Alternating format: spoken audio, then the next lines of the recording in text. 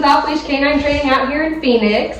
We are back in my home again. I did a home tour for everybody a couple years ago that showed what my house looked like. It showed the kennel room, and we've made some recent updates to the kennel room that I want to share with everybody so that you can see what a day in the life of a trainee looks like. So we're going to do a quick tour of the house again. Nothing much has changed.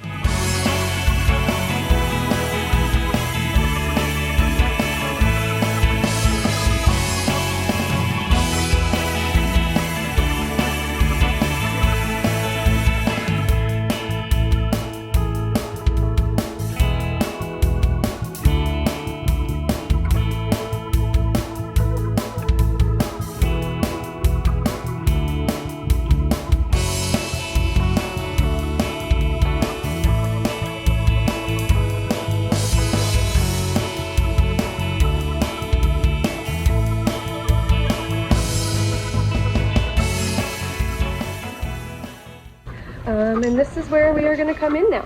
This is our new training area. This is our kennel. We have a training space. It's pretty much self-contained. Everything here can be self-sufficient. I can close that gate that we just walked through. This is going to be our kennel, our emergency sign. And we'll show the outside first before we go in. We loop around this way. So we're backwards, but this is going to be our training area. This is where you're going to see a lot of the work now that it's starting to cool down. We have our place cots, we have different sizes, we have different textures. This is a gate that goes to the front if I need to pull dogs in this way instead of going through the house. But this is where we're going to be hanging out. You're going to see a ton of videos here. We have our spigot. Typically there's a water bowl out, that's in the wash right now. Our little awning in case it rains. It doesn't rain here. Ooh, we're trying to kid. But this is going to be our training area. It is turfed, of course, so that it is nice and clean all the time for the dogs. Oh, that's my little add-on, my little speaker, so we can have some fun music sessions. But that's going to be our training. This is going to be our training yard now. So now we're going to go into the kennel area, and you're going to have to forgive me because I'm going to have to unlock it with one hand here and stitches. That's okay. Got it. So this is a 16 by 20. It's air conditioned. It is insulated. The bottom half of the walls are going to be shower board, and the top half are exterior paint and drywall, so that it's pretty much waterproof in here. I can soak everything down if I need to, and make it all nice and clean. But this is going to be the kennels. They are a little bit bigger than 4 feet each, 4 foot by 4 foot, a little bit more than that. They do have covers on them. We have cots in there for them. And the floor is going to be, forget the name of it, it's polyurea or something like that. It's not quite epoxy, it's a little bit sturdier, actually a lot sturdier for the winter time or the summer months, the heat and everything. It holds up better, but it also has a grip so that the dogs aren't sliding around.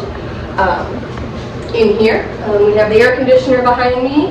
All of my shelves are actually just your wire shelves so that dirt doesn't collect as much in here, because that does happen frequently in here. We have all of our leashes, we have the window, each bed, each kennel has a cot.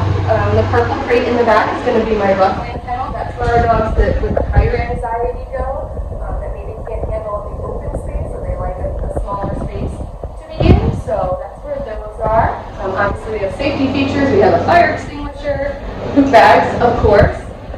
We have our camera, we have our smoke detector and our CO2 direct detector.